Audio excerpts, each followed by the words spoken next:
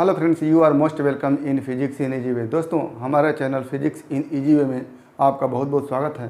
दोस्तों, आज हम जिस टॉपिक को देखने जा रहे हैं वो है एक समान विद्युत क्षेत्र में किसी विद्युत द्विध्रुव को घुमाने में किया गया कार्य। तो ये हमारा एक समान विद्युत क्षेत्र है जिसकी तीव्रता E है और इसकी दिशा को हम इस विद्युत बल रेखा के माध्यम से दिखाने का प्रयास कर रहे हैं। इसमें एक विद्युत द्विध्रुव इस तरह से है, यहाँ पर ये -q आवेश है और यहाँ पर +q आवेश है। और इस विद्युत द्विध्रुव को हम किसी समय देख रहे हैं कि विद्युत क्षेत्र की दिशा से थीटा अंश के कोण पर है। यानी विद्युत द्विध्रुव का ये अक्ष है, -q से +q को मिलाने वाली रेखा विद्युत द्विध्रुव की अक्ष कही जाएगी और ये विद्युत क्षेत्र की दिशा है। तो विद्युत द्विध्रुव विद्युत क्षेत्र की दिशा से थीटा अंश के कोण पर है। और इस समय जब विद्युत द्विध्रुव विद्युत क्षेत्र की दिशा से थीटा अंश के कोण पर होता है तो इस विद्युत द्विध्रुव पर एक बल युग्म का आघूर्ण लगता है जिसको हम पढ़ चुके हैं। उसका मान होता है tau equal to P/E sin theta. यहाँ पर P क्या है? विद्युत द्विध्रुव आघूर्ण है और E विद्युत क्षेत्र की तीव्रता है और थीटा ये विद्युत द्विध्रुव के अक्ष और विद्युत क्षेत्र के बीच का कोण है। तो थीटा हम यहाँ लिख लेते हैं, थीटा विद्युत द्विध्रुव एवं विद्युत क्षेत्र की दिशा के बीच का कोण है। तो इस टॉपिक को हम पहले ही पढ़ चुके हैं कि किसी विद्युत द्विध्रुव पर लगने वाले बल युग्म का आघूर्ण tau equal to P/E sin theta होता है। P क्या है? विद्युत द्विध्रुव आघूर्ण है। E क्या है? विद्युत क्षेत्र की तीव्रता है और थीटा क्या है? विद्युत द्विध्रुव एवं विद्युत क्षेत्र की दिशा के बीच का कोण है। अब इस द्विध्रुव को इस विद्युत क्षेत्र में घुमाने पर जो किया गया कार्य होता है उसी को हमको निकालना है। तो हम जानते हैं यदि किसी वस्तु को रेखीय विस्थापन देते हैं, लीनियर डिस्प्लेसमेंट देते हैं, तो उस रेखीय विस्थापन के थ्रू जो किया गया कार्य होता है उसको लिखते हैं W equal to F into D into cos theta. ये लिखते हैं। ये D क्या है? लीनियर डिस्प्लेसमेंट है, रेखीय विस्थापन है। F क्या है? वस्तु पर लगने वाला बल है और थीटा क्या है? बल और विस्थापन के बीच का कोण है। और जब किसी वस्तु को एंगुलर डिस्प्लेसमेंट देते हैं, कोणीय विस्थापन देते हैं, तो उसमें जो किया गया कार्य होता है W इक्वल टू होता है टाउ इंटू थीटा। टाउ क्या है? वस्तु पर लगने वाले बल युग्म का बल आघूर्ण है और थीटा क्या है? एंगुलर डिस्प्लेसमेंट है। तो ये जो W होगा वो उस वस्तु को घुमाने में किया गया कार्य होगा। तो यहाँ पर जो हमारा द्विध्रुव है इसको घुमाया जा रहा है, तो द्विध्रुव को घुमाने में जो किया गया कार्य होगा उस द्विध्रुव पर लग रहा बलयुग्म का आघूर्ण टाउ होगा और इनटू जितना एंगल हम घुमाएंगे वो एंगल होगा। अब एक चीज़ और इसमें समझना है कि ये जो फार्मूले होते हैं, दोनों ही फार्मूला, ये फार्मूला और ये फार्मूला, दोनों फार्मूला तब लगाए जाते हैं जब यहाँ पर F कांस्टेंट होता है और यहाँ पर टाउ कांस्टेंट होता है। लेकिन यहाँ पर अगर टाउ कांस्टेंट नहीं है तो ऐसी स्थिति में हम क्या देखते हैं कि इस वस्तु को जो द्विध्रुव है इसको थोड़ा सा डिस्प्लेसमेंट देते हैं, इतना कम डिस्प्लेसमेंट देते हैं कि टाउ का मान उस डिस्प्लेसमेंट के दौरान कांस्टेंट हो। जैसे यहाँ पर इस द्विध्रुव पर लगने वाला जो बल युग्म का बल आघूर्ण है वो P/E sin थीटा है। तो जैसे जैसे थीटा का मान बढ़ेगा वैसे वैसे टाउ का मान बढ़ेगा। यानी इस द्विध्रुव पर लगने वाले बल युग्म का बल आघूर्ण कांस्टेंट नहीं है। अभी थीटा इतना है तो tau equal to P/E sin theta है। थीटा को थोड़ा बढ़ाएंगे तो टाउ का मान बढ़ेगा, थीटा को थोड़ा कम करेंगे तो टाउ का मान कम होगा। कहने का आशय यह है कि इस द्विध्रुव को घुमाने में जो इस पर लगने वाले बलयुग्म का बल आघूर्ण है वो क्या है? कांस्टेंट नहीं है। अब कांस्टेंट नहीं है तो हम इतना कम डिस्प्लेसमेंट देते हैं कि उस एंगुलर डिस्प्लेसमेंट के दौरान टाउ का मान कांस्टेंट मान के चलते हैं, और जब टाउ का मान कांस्टेंट मान के चलते हैं तो ये वाला फार्मूला लगा देते हैं। ठीक, अब हम अगर इस द्विध्रुव को हल्का सा डिस्प्लेसमेंट ये डी थीटा देते हैं, ये डी थीटा डिस्प्लेसमेंट है, एंगुलर डिस्प्लेसमेंट डी थीटा, और हम ये मान के चलते हैं कि इस एंगल पर जितना टाउ लग रहा है, पी ई साइन थीटा लग रहा है, उतना ही डी थीटा और घुमाने पर भी लगेगा। तो इस डी थीटा एंगुलर डिस्प्लेसमेंट के दौरान जो टाउ का मान होगा उसको हम कांस्टेंट मान के चलेंगे। तो अब ऐसी स्थिति में छोटा सा डिस्प्लेसमेंट देने पर किया गया कार्य क्या होगा, डी डब्ल्यू, छोटा सा कार्य d W equal to P E sine theta into क्या हो जाएगा, डी थीटा। इस तरह से करते हैं। जब इस बलयुग्म के बल आघूर्ण का मान परिवर्तनशील होता है तो छोटे से डिस्प्लेसमेंट में हम क्या करते हैं, कार्य निकालते हैं। तो छोटे से डिस्प्लेसमेंट के लिए कार्य क्या हो जाएगा, P E sine theta tau का मान है और डी थीटा छोटा सा एंगुलर डिस्प्लेसमेंट है। तो अब ये डी डब्ल्यू निकल गया। इस डी डब्ल्यू का हम समाकलन करते हैं और लिमिट लेते हैं कि प्रारंभ में एंगुलर डिस्प्लेसमेंट क्या था और अंत में एंगुलर डिस्प्लेसमेंट क्या था। यदि प्रारंभ में एंगुलर डिस्प्लेसमेंट हम थीटा जीरो मान लें, यानी प्रारंभिक कोणीय स्थिति मान लेते हैं थीटा जीरो, और अंतिम कोणीय स्थिति मान लेते हैं थीटा, तो ऐसी स्थिति में क्या हो जाएगा, इस डी डब्ल्यू का हम समाकलन करेंगे और लिमिट लेंगे थीटा जीरो से थीटा तक। ये इस तरह से हम पूरा कार्य निकालते हैं। डब्ल्यू इक्वल टू समाकलन करेंगे डी डब्ल्यू का, कहाँ से, थीटा जीरो से थीटा तक, यानी प्रारंभ में थीटा जीरो की स्थिति में है और अंत में थीटा की स्थिति में आ जाती है। तो जो पूरा कार्य होगा इसको समाकलन करने के बाद निकलेगा और लिमिट लेंगे थीटा जीरो टू थीटा तक। तो क्या हो जाएगा, पूरा कार्य डब्ल्यू इक्वल टू समाकलन कर देंगे डी डब्ल्यू का और लिमिट क्या लेंगे, प्रारंभ में थीटा जीरो था और अंत में थीटा हो गया। और ये निकलेगा क्या, डी डब्ल्यू का मान लिखेंगे P E sine theta D theta और समाकलन हो जाएगा थीटा जीरो टू थीटा तक। और यहाँ से हो जाएगा हमारा, ये द्विध्रुव का आघूर्ण P कांस्टेंट है और विद्युत क्षेत्र की तीव्रता E कांस्टेंट है। तो दोनों को बाहर निकाल लेंगे, PE बाहर निकल गया, इंटीग्रेशन कर देंगे थीटा जीरो टू थीटा तक, और ये हो जाएगा साइन थीटा डी थीटा। अब साइन थीटा का समाकलन जो हो गया वो माइनस कॉस थीटा हो जाएगा। तो क्या हो जाएगा यहाँ से, माइनस कॉस थीटा और लिमिट हो जाएगा थीटा जीरो टू थीटा, और यहाँ पर पी ई बना रहेगा, ये हो गया। और यहाँ से जब आप निकालेंगे तो हो जाएगा पी ई, एक बार लिमिट रखेंगे कॉस थीटा और एक बार लिखेंगे cos theta zero.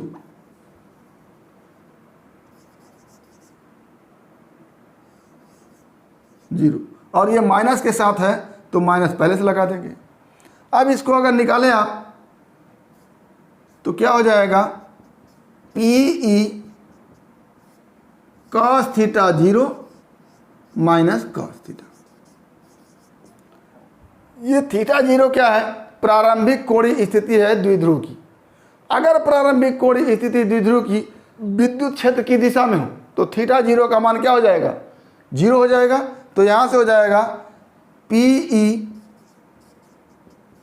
Cos zero minus cos theta, और ये लिख के आएगा P E one minus cos theta. ये हमारा पूरा काम हो गया इस द्विध्रुव को विद्युत क्षेत्र की दिशा से थीटा अंश घुमाने में। तो इस तरह से हम इसको करेंगे। तो इसको अगर लिखना चाहे तो हम लिखेंगे क्या, क्या लिखेंगे कि प्रस्तुत चित्र में ई तीव्रता का विद्युत क्षेत्र है जिसमें ई की दिशा से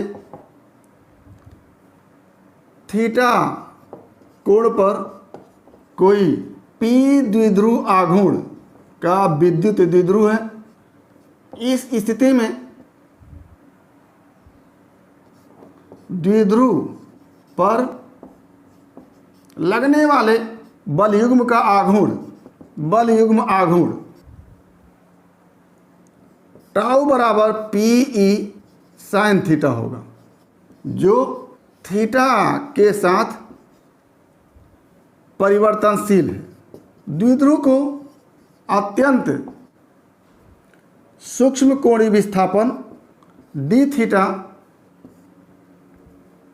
देते हैं कि इस कोणीय विस्थापन में टाउ का मान, टाउ क्या है, बल युग्म का बल युग्म आघूर्ण है, नियत। अतः इस कोणीय विस्थापन डी थीटा के लिए द्विध्रुव पर किया गया कार्य क्या हो जाएगा, छोटा सा कार्य d W is equal to, आप जानते हैं बल युग्म का बल आघूर्ण गुणे एंगुलर डिस्प्लेसमेंट, तो क्या हो जाता है, बल युग्म का बल युग्म आघूर्ण गुणे कोणीय विस्थापन। तो क्या हो गया, D W is equal to बल युग्म का बल युग्म आघूर्ण है P E sine theta tau into D theta, imply that D W is equal to tau का मान है P E sine theta into D theta. ये छोटा सा कार्य अगर इस द्विध्रुव को डी थीटा डिस्प्लेसमेंट किए हैं तो ये छोटा सा कार्य निकला। लेकिन अगर हम द्विध्रुव को प्रारंभिक स्थिति theta is equal to theta zero से अंतिम स्थिति थीटा तक एंगुलर डिस्प्लेसमेंट दे तो किया गया संपूर्ण कार्य क्या होगा, क्या लिखेंगे कि यदि द्विध्रुव की प्रारंभिक स्थिति, प्रारंभिक कोणीय स्थिति theta is equal to theta zero हो तथा अंतिम कोणीय स्थिति थीटा हो, तो प्रारंभ में theta is equal to theta zero पर है और अंत में थीटा पर हो जाए तो क्या हो जाएगा, तो डी डब्ल्यू का समाकलन theta is equal to theta zero से theta is equal to theta तक करने पर द्विध्रुव को स्थिति थीटा जीरो से थीटा तक घुमाने में किया गया कार्य प्राप्त होगा। यही हमको निकालना है कि द्विध्रुव को एक स्थिति से दूसरी स्थिति तक घुमाने में कितना कार्य होगा, उसी को निकालना है। तो हमारा क्या आ जाएगा, किया गया कार्य W प्राप्त होगा। क्या आ जाएगा, पूरा किया गया कार्य W इजकल टू हम समाकलन कर देते हैं dW का कहाँ से कहाँ तक, theta is equal to theta zero से थीटा तक। ये क्या हो जाएगा, समाकलन PE sine theta D theta, कहाँ से कहाँ तक, थीटा इजकल टू जीरो से थीटा तक।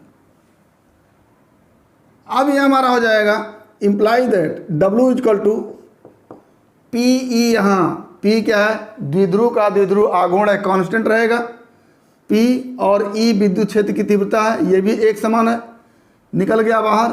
Theta zero to theta sine theta D theta. अब यहाँ से W इक्वल टू हो जाएगा PE अपनी जगह, साइन थीटा का समाकलन हो जाता है माइनस कॉस थीटा, तो लिखेंगे minus cos theta theta equal to zero to theta. अब ये हो जाएगा W इक्वल टू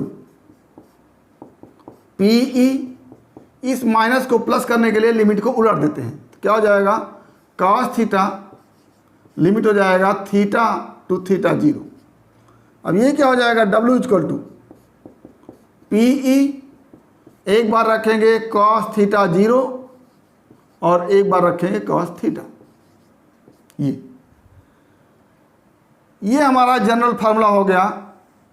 यदि द्विध्रुव को प्रारंभिक स्थिति theta equal to theta zero से थीटा इक्वल टू थीटा तक घुमाने में, या इसको हम इस तरह समझ सकते हैं, ये विद्युत क्षेत्र है, इसमें प्रारंभ में theta equal to theta zero पर ये द्विध्रुव है और अंत में ये यहाँ से एंगल क्या हो गया, थीटा हो गया, थीटा तक पहुँच गया। तो प्रारंभ में इस पोजीशन पे था, इस स्थिति में था और अंत में यहाँ पर पहुँच गया। तो ये जो थीटा 0 से थीटा तक घुमाने में जो कार्य हो गया ये हमारा निकल गया। लेकिन प्रारंभ में यदि द्विध्रुव विद्युत क्षेत्र की दिशा में हो, यानी ई के ही दिशा में हो, तो थीटा 0 इक्वल टू क्या हो जाएगा, 0 हो जाएगा। तो क्या लिखेंगे, यदि प्रारंभ में द्विध्रुव ई की दिशा में हो तो थीटा 0 इक्वल टू क्या हो जाएगा, 0 हो जाएगा। ई की दिशा में होने का मतलब प्रारंभ में थीटा इक्वल टू थीटा 0 पे थी, अब अगर ई की दिशा में हो जाएगा तो द्विध्रुव क्या हो जाएगा, इस तरह से हो जाएगा। और इस तरह से होने का मतलब थीटा 0 का मान क्या हो जाएगा, 0 हो जाएगा।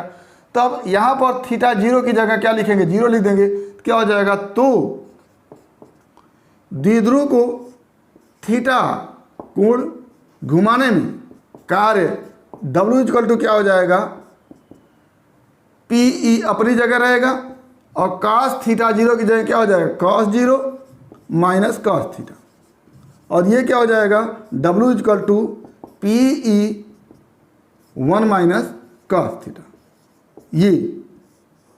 ये फार्मूला बन के आया कि विद्युत क्षेत्र की दिशा से यदि द्विध्रुव को थीटा अंश घुमाया जाए तो किया गया कार्य W equal to PE 1 minus cos theta होगा। अब प्रारंभ में विद्युत द्विध्रुव विद्युत क्षेत्र की दिशा में है और इसको थीटा अंश घुमा दिया गया तो ये कार्य करना पड़ा।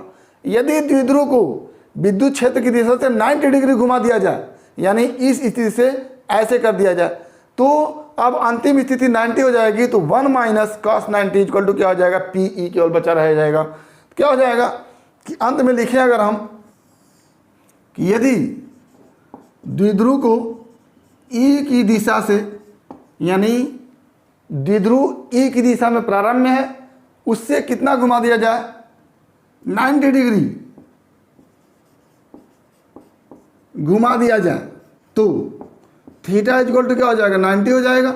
और प्रारंभ में 1 है तो क्या हो जाएगा, कार्य W equal to PE 1 minus cos 90, और ये क्या हो गया, केवल PE बच गया।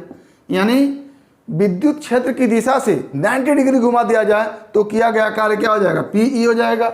विद्युत क्षेत्र की दिशा से थीटा अंश घुमा दिया जाए तो कार्य PE 1 माइनस cos थीटा हो जाएगा। अब 180 डिग्री घुमा दिया जाए तो थीटा की जगह क्या हो जाएगा, 180 हो जाएगा। तो क्या लिखेंगे कि यदि